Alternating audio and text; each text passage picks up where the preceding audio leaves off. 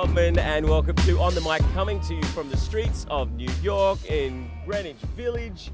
We are in West 4th, and the man sitting next to me is arguably one of the best point guards to come out of America to play in Australia in the NBL. At one time, he was the MVP, and he is also a commentator with Fox Sports, a dead set legend, probably one of the best street ballers ever out of New York as well. Corey "Homocide" Williams, welcome to On the Mic. Mike, first of all, that was an amazing intro. I probably don't even think I ever got one better as good as that. Well, that's what I do. You know, I'm courtside announcer for the City Kings, so Right. you know, I just wish that one day I could have introduced you. Man, you know what? Well, you just did right now. Well, that bucket list is checked.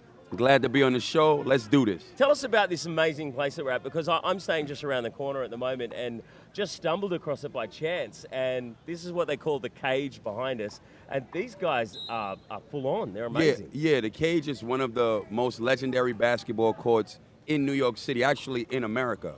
The Cage is just as equivalent to the West Coast as the Venice Basketball League in Venice Beach, Rucker Park uptown in Harlem, and Dyckman uptown Manhattan. So these are some of the best players in New York City, NBA, overseas, high school, have come out of these parks and have played at a high level at these parks. My career high at this park was 52 points. 52 points. Yeah. Wow, that's crazy. And it was a really good game. And we actually lost by 2. That's how competitive the game was. So there's so much to chat with you about. I want to talk about street balling in New York and how it could get a bit rough, and the list that you had in your pocket, and you went around crossing off names of who you had to beat. But there's so much happening in Australian basketball right now. In the Philippines, there's this massive punch-up between Australia and the Philippines like nothing we've ever seen before. I want to talk about that. Andrew Bogut getting his share of the City Kings, leaving the NBA to come to Australia, and the massive NBA-NBL matchup that's happening as well.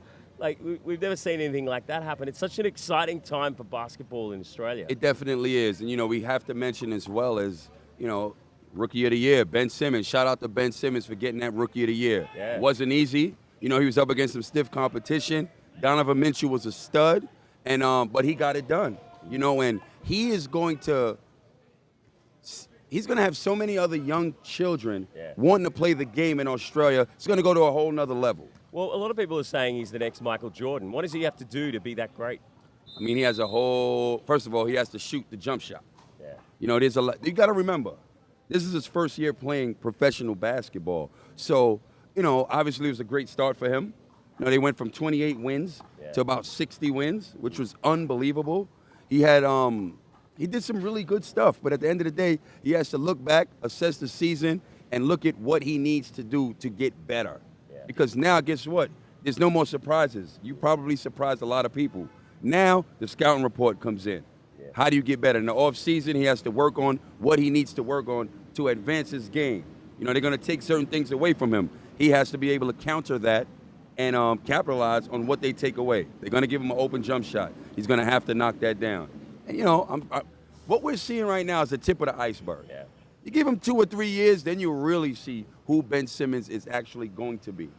I love how he's rocking out with the golden kangaroo, and he's going out all out Aussie. He's wearing double flanos and really representing the country in such a great way. And not just him. Like, I think it's the most Australian players that we've ever had in the NBA. I mean, and that's why the game has no choice but to rise in Australia, just because of what you just said. Yeah. I think it's about 9 or 8 Australian players in the NBA. And mind you, they're not riding the bench. They are competing and contributing. Look at Joe Ingles this year. Yeah. You know what I mean? Dellavedova comes in doing what he does. Kelly. You know, Bogut had led the way for a very, very long time. Patty Mills doing his thing. Thorn Maker doing his, like it's so many others. You know, so this thing has no choice but to rise. Such an exciting time for Australian basketball, and the big matchup between the NBA and the NBL. Wouldn't it be nice to get a win? Is there any chance of that happening? Oh, there's always a chance. I mean, when you really think about it, look what happened last year. OKC barely won that game against Melbourne United. Only just. And Casper Ware, big game he had. Yeah. He had, 22 points? Yeah. I think 6 threes, 4 rebounds, 4 assists, and picked up Westbrook full court. Turned him a couple of times, defended him in the post, because what people don't know is Casper Ware is a great Not a good, a great on-ball defender and a great low-post defender. But anyway, forget about Casper Ware right now. Yeah. Shout out to Casper Ware. Hey, Casper Ware. You've earned my respect. Good luck in the Summer League. Did he ever not have your respect? Well, to be honest with you, he never not had it. Yeah. But what I had to do, which was part of my job, I had to bring a bit of spice to it. You know what I mean? At times, the NBL used to be known for being quiet. Yeah. So what I had to do was pick fights. I was mentally picking fights from a distance. You're a brawler. That's what I was. No, not a brawler, but just a trash talker. Throw a little bit of spice on it. What was some of the best trash talk you ever used? I used everything. You have the ugliest knees in the NBL. I mean, I would just tell a guy, like, I would curse. I would talk. I would do whatever I needed to do outside of, like, disrespecting family or, racist tactics. It was just straight basketball things I would do. I would get in your face. I would push you. I would bump you. I would take any mental advantage that I can get over you. And physical wasn't even the issue. It was mentally, I would try to get into your head. You'd be saying all sorts of stuff. I mean, a rumor has it that a lot of players used to say whenever they played against you, they would learn a lot of things about themselves, like, and things about their mother and their sister and their brother and their cousin that they never knew. Well, technically, I would never say nothing about their mother. Maybe sister, cousin, or brother. But mothers are off limits. Yeah. So you really love Australia. You're married to an Australian girl. I'm not, actually. Or I'm not your married at all. Girlfriend. Actually, I just broke up with Oh, my no, partner. he's single. He's back on the market. Yo, where did you I'm get sorry. this from? I Google shit. I talk to people. I'll blame Shane Heal. Shane Heal said ask Hammer. about his girlfriend. Hammer, here you go, Hammer. Shout out to my man, Hammer. I haven't said that. But, it was a great time we had, but, we just went our separate ways. I wish her the best. She's an amazing woman, and we had a lot of fun together. But, sometimes everything isn't forever. Yes, and what is forever is this heat. It's crazy. How do you put this? I'm sweating like a pig. How are you not sweating at the moment? I mean, when you got it, you got it. I come You're as so cool as I possibly can. Button all the way up. It's 100 degrees out here. Where are you living in New York? I'm from the Bronx. Oh, Born and raised in the so Bronx. You just jump on the train. I jumped on the D train. I didn't want to drive, too much traffic. Yeah. Hard to find parking, and it was just an easy ride straight down. The Live by Yankee Stadium. Subway here is amazing. I was at Yankee Stadium night before last watching the Dodgers playing. Watching the Yankees. Why would we be watching the Dodgers? Maybe they was playing the Dodgers. Yeah, but no, they're playing Boston Red Sox. Oh, okay. They sweet. hate Boston. Yeah, New Yorkers hate Boston. Boston hate New Yorkers. I was there last night. They lost in the 10th inning. Atlanta beat them 5-3. I saw an interesting T-shirt. It said Buck Foston. A few people wearing that. Hey, so let's talk about that crazy punch-up that happened the other day between the Philippines and Australia. It's like nothing we've ever seen in international basketball, especially from Australia's perspective. You had players jumping off the bench. You had fans coming out of the crowd, people throwing chairs. Poor old Goulding was like on the ground under 10 different Filipino guys trying to have a punch at him. You've seen it? I saw the highlights of it, well, the lowlights of it, and that was just disgusting. Yeah. That's not basketball. That's not the game we love to play every day. That's not why we work hard every day when we train to play. That was just atrocious. And what was more bothering to me more than anything was that fans were coming in, throwing chairs, hitting players. Where's the security? There wasn't enough of it. It's ridiculous. I mean, FIBA are going to be, putting some fines down, and I hope they're really hard on the people that are part of the management team that ran out there and threw in punches as well. I mean, those people should be banned for life. Of course. I think that the FIBA really needs to come down and slam the hammer on it hard so something like this does not happen again. You out there to compete and play hard. I don't care what nobody says. There was nothing malicious on Kicker's part. Yeah.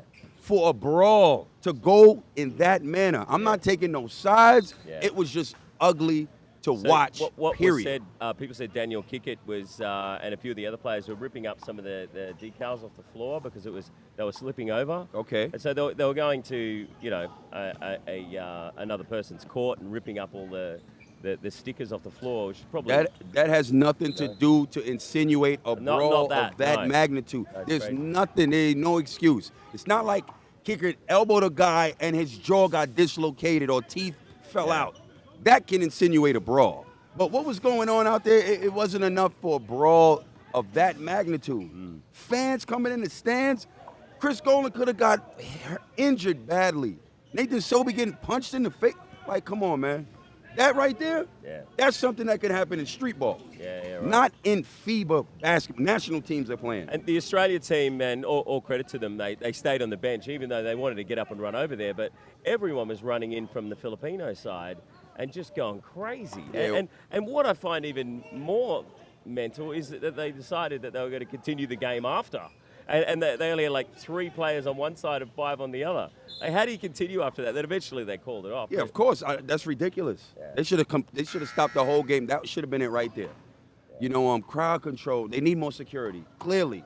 You know, and for it to be in Manila, it was just clearly. When it gets to the point where Australian players in any code, in any sport, are actually worried about their own personal safety, I mean, there's a chance that the Philippines won't see any international matches there for quite some time. I mean, fair enough. They shouldn't. They should never see international matches for at least a decade. Yeah. That was ridiculous. That was atrocious. That's not basketball, man. I think the Philippines have actually been banned for quite some time already for something else that happened in the past. But you ever seen anything like that before? And only when you've been playing the street. The only thing I've seen, well, I've seen worse. I've seen shootouts on basketball courts. What? I've been serious? Games where I got subbed out, brawls occurred, and shots were fired. A couple of my teammates got hit. Like, people don't understand. Street ball is for real.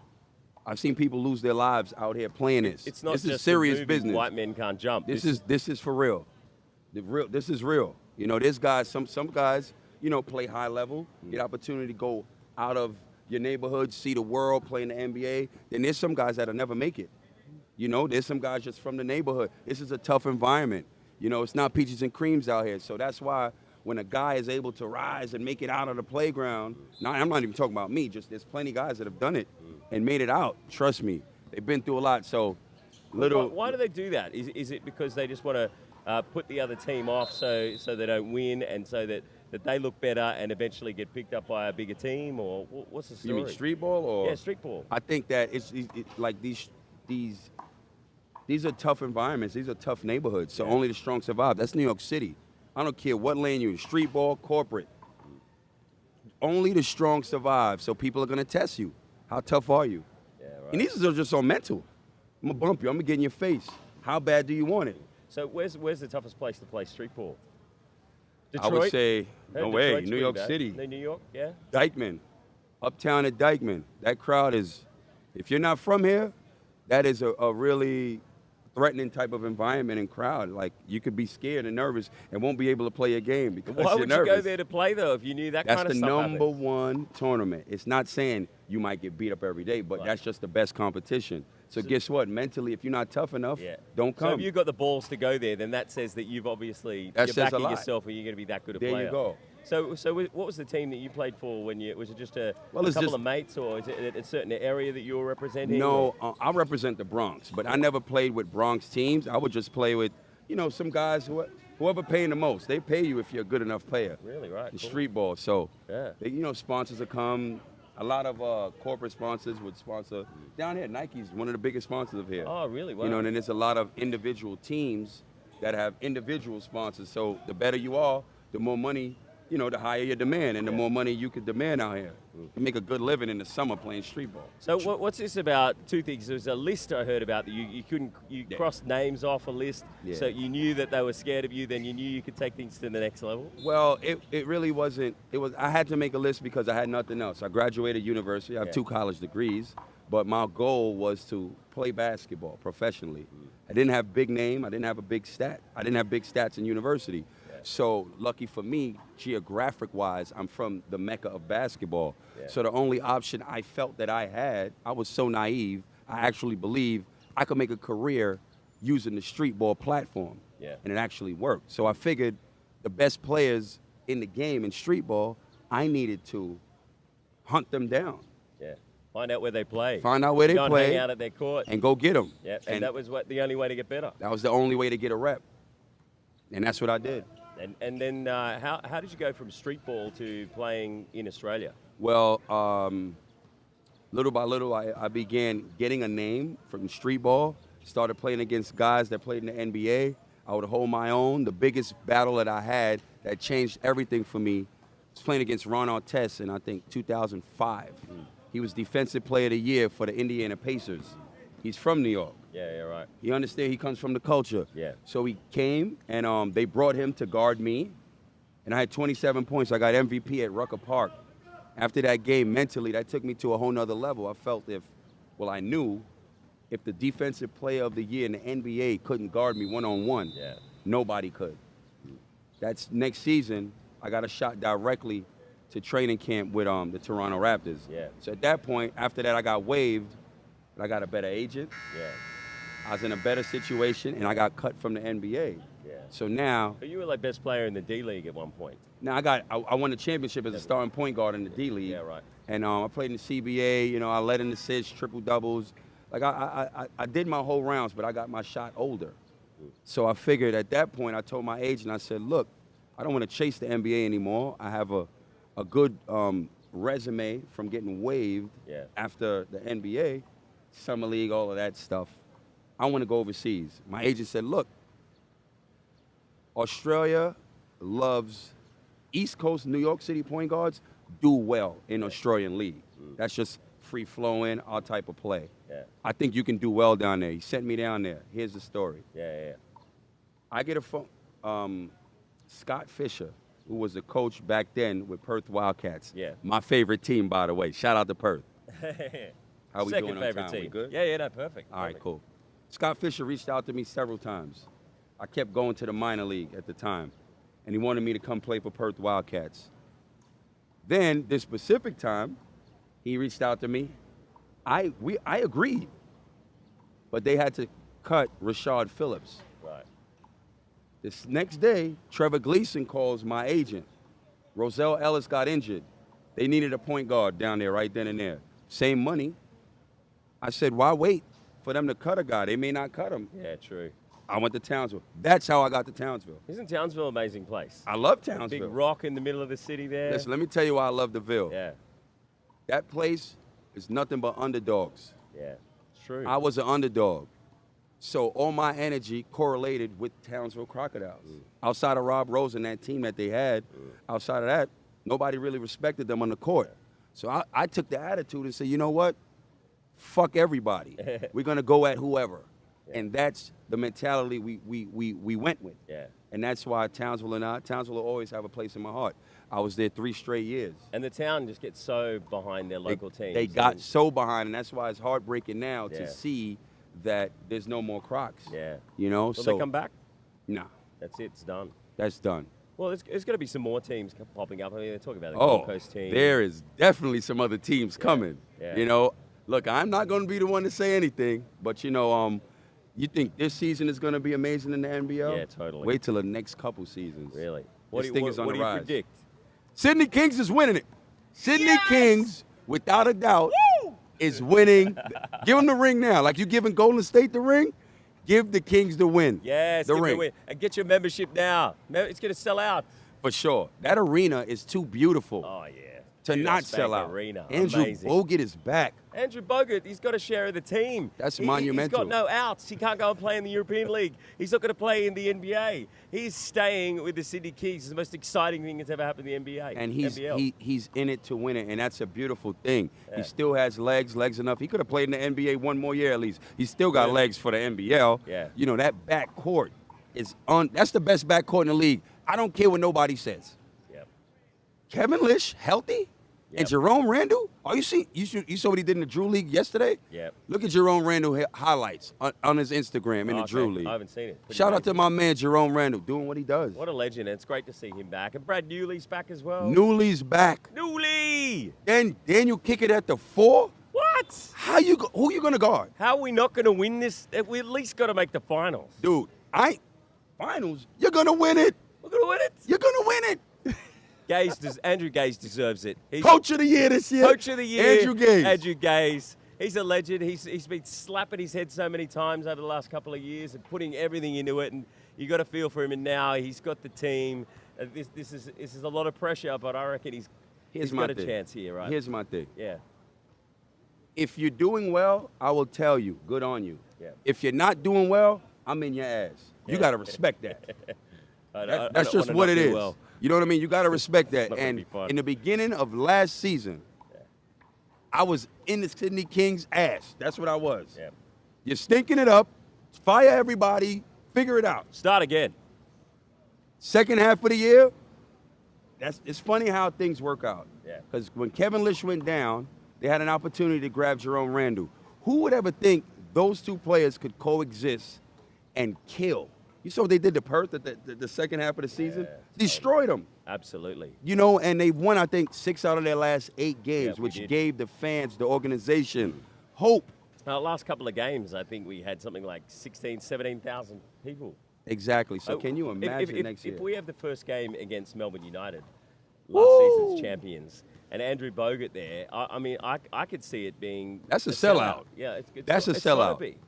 And, you know, it's deserving. Those are the two of the biggest cities, two rival cities. It's only right for both of these teams to be on point, loaded up, and going at it. I would love to see Burn City Yeah. against Sydney in the grand finals. That would be epic. That would Perth be is amazing. not making it. Adelaide is going They back. just signed Cotton again, didn't they? On a Yeah, which is 3-year great. deal or something? Which is Yeah. great. That's monumental. Yeah. Look, I have nothing against Cotton, okay? I really don't.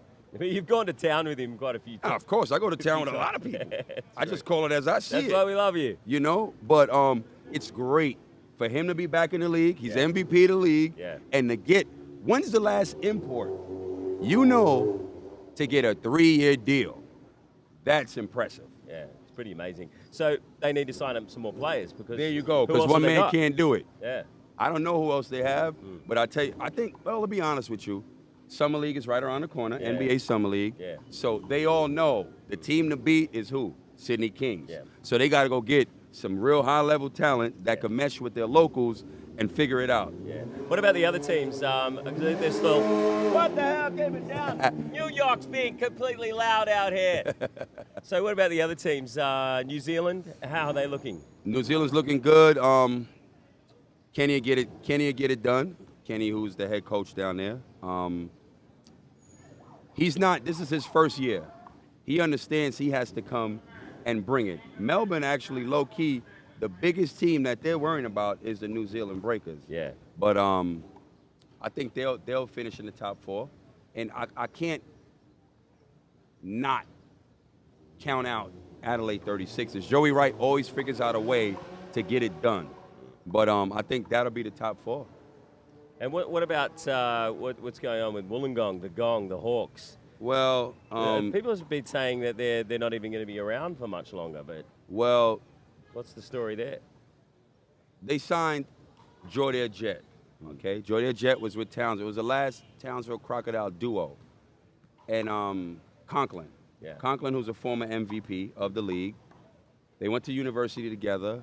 They finished in last place with the Crocs. The last year the Crocs were in the NBA. It was about 2 seasons ago. Yeah. And now they're with Illawarra. Me personally, nothing against the kid, the young man, but I wouldn't have brought him back because he didn't do anything with Townsville worth bringing him back. But I don't believe they'll do much. That's not even a team I would. Honestly, I'm not even discussing no other team if they're not in top 4. Yeah. Honestly, Brisbane, they stepped it up. They won't finish last, Yeah. but they're not making top 4. Who else? Cairns, they're not making top 4. Perth, they're not making top 4. I said it. Everything I said about Perth last year, it happened. I said they get swept, they got swept. I said they lose to Cairns, regular season at the end at home, they lost. Trust me when I say this. Perth will not make the finals. How are you enjoying being a commentator for Fox? First of all, Great job, by the way. man, Brilliant. I appreciate it. Love Thank it. you. Love your know, work. I really appreciate it. One thing that I have to say first is you have to give a shout out, tip my hat off to Larry Kesselman, Justin, Andy Crook, the whole team, CEO, Jeremy, you guys, and the rest of the team in the office who I love. I love all you guys. But they have done such a tremendous job pushing this envelope, doing things no one has expected them to do. They are the reason, as well as the talent on the floor, obviously, but they are combined the reason why basketball is being talked about on the level that it's being talked about in Australia. It's a beautiful thing to see. It's a beautiful thing to be a part of. Well done a few years ago to Larry and the team for seeing the way basketball was headed. It's on the rise in Australia in a big way. I mean, I remember when I was a kid, my dad was the courtside announcer for the Sydney Kings back then, Grant Goldman, and basketball was huge in Australia. I mean, the Sydney Kings were winning championships. It was such an exciting time. But then all of a sudden, later on, we started getting Foxtel, and people could just start watching the NBA and watching it at home. So they're like, oh, wow, who are these guys? So I think it kind of lost its luster a little bit. But now we're getting so much more competitive, and so many exciting things are happening. It really is on the rise. But well done to Larry and the team for seeing the way things were going to head and the way things are going. Yeah, 100%. And I think, the best is yet to come. We haven't even seen the creme de la creme. We haven't seen the top of where this NBL is going. Yeah. It's only going to get better. If I don't know anything else about Larry Kesselman, I know this. Yeah. He's in it to win it. He is. He's not playing a game to just play. He's playing to win. And he's stopping at nothing to get this W. So when you're talking about the cream at the top, the great things that are going to happen to the NBL, I heard rumors of a Chinese team playing in the Australian competition. Look, with Larry Kesselman, anything's possible. Look, because I'm going to tell you why. Who would ever think NBL versus NBA tour? Yeah. 8 games, 5 teams in the preseason. Who would ever think that could have happened? Well, there's no way that people would have thought it would happen years ago, but now this is just such an exciting thing. I mean, think about this. Outside of EuroLeague or teams in China, what other league has ever pulled something off like this? And the massive game that's happening between Australia and the Dream Team. Come on, Etihad Stadium. That's I'm there. It's like 50,000 people are expected for that. That is going to be epic. Epic. And you know what? There's no chance. There's a chance LeBron might not be playing. What? Okay. Oh, that's what we got to talk about as well. LeBron now with the Lakers. Yeah. What the hell? We're going to get to that. Yeah. But my point is, if Team Australia gets all their NBA players playing in that game, they got a chance to win that game. Imagine if we beat the USA Dream Team. They got a chance to win ridiculous. that game. Are you serious? I'm dead serious. And you'll be in the commentary box? I better be. Bet Boxtel. I better be. How could you use anyone else other than this guy? No. Seriously? No. Let me tell you. I love my coworkers. I love you all. John Casey, Hammer. I mean, I can't even name all you guys right now. They're great. We don't They're have all a lot great, of but time. they're a bit soft compared to you. But I love you guys because we add balance. You know what I mean? There's a lot of things they've taught me along the way. We got to remember, I might talk a lot, but I haven't done this as long as they have. Yeah. You know what I mean? So a lot of stuff on camera, off camera, they teach me, they help me, and I really appreciate you all of you guys. In your face, though, would you describe your commentary style? I mean, honestly, I don't even think I have a style. I'm just the guy that's just like brutally honest. Whether you like it or not, I'm gonna be honest. I'm not biased with any team or anybody. I think that's the best thing for me, the best thing that I bring to it. For example, how can Sean Redditch not be biased? He just retired playing for Perth. Yeah. How could he not want Perth to win all the time? Yeah. You know what I mean? Maybe I would be biased if Townsville was still in it. Yeah, true. Because my heart is with the Ville. Yeah. But I think that's the best advantage that I have. Yeah, true. So I can say whatever to whoever, and it doesn't matter. I don't care. Yeah. Do you have a favorite? Sydney Kings is going to win the championship. Sydney Kings will win. You heard it here from New York. What the hell is going on with LeBron going to the Lakers? Man, I think that was a shock. That was a super shock, but the whole team, the whole Cavaliers have gone to the Lakers. For me, to be honest with you, I thought he would stay in the East because it's going to be that much difficult for him to get to the championship. The East, he could walk blindfolded backwards. He's walking into the grand finals every year, as he has done like the last 6 years. So why would you leave an Eastern Conference where you can do that and go to an extremely competitive West? Maybe $154 million in a 4-year deal could do it. I mean, well, you're right. I wish he would have came to New York because he would have had this town going. But, I mean, I think the Knicks needed something like that. But he's in LA. It's a great move for him and his family. He's an accomplished businessman. He just opened a school. He wants his kids to do. I think they'll have a better opportunity on the West Coast in LA. He's just a successful businessman, an amazing role model, and I tip my hat off to him, man. But the LeBron whole team James will is lift. one of the greatest players we have ever seen. The whole team will lift around him, though. Yeah. The Lakers will just all of a sudden not be better just because he's there, but learn from him. The other players, he seems to mentor. And I think when Kyrie left the Cavs, that's sort of when it started falling apart, would you say? Yeah, but why I even tip my hat off to him more is I think the hardest year that he's had in his career was getting his first championship ring. Yeah. But the toughest year for me since then was him this year after Kyrie left, because everybody's like, it's over. He can't do anything without Kyrie.